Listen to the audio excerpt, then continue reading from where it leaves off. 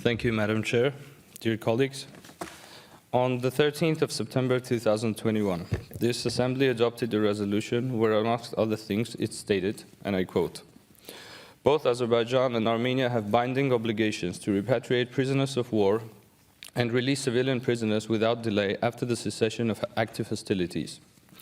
Considers that the clear intention of Article 8 of the trilateral statement was the exchange of all detained persons without distinction as to the status assigned by one or other of the parties.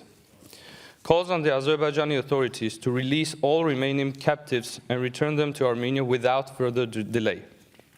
Dear colleagues, it is a fact that the Armenian side has fully abided to its obligation in this matter by returning all prisoners of war and other captives without any precondition.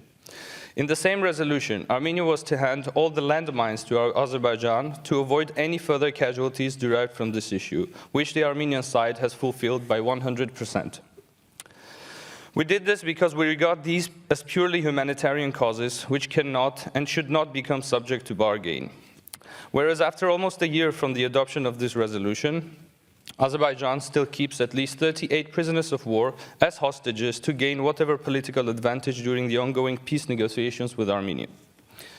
Dear friends, I just want to remind you that this appalling and deplorable act of treating human lives as bargaining chips is carried out in the 21st century by a member state of the Council of Europe. I would like to remind you that the conditions for membership of Council of Europe are pluralistic democracy, the rule of law, and respect for human rights. Only those countries which fulfill these criteria can accede.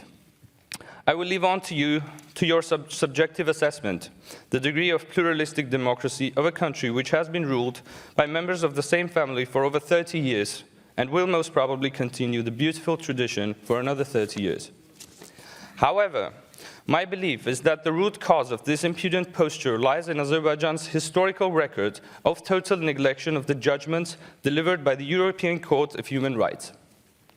Because the latter is the only abiding mechanism which is supposed to guarantee at least one of the three conditions of membership in this organization, that is, respect of human rights. Ladies and gentlemen, I would like to draw your attention to the following shameful statistics. Throughout the last 10 years, 97% of judgments delivered by the ECHR have not been executed by Azerbaijan. And when I say shameful, I mean it for this Council, because it shows that this organization should have taken proper action in either introducing new mechanisms of enforcement or by simply denying Azerbaijan membership of this organization.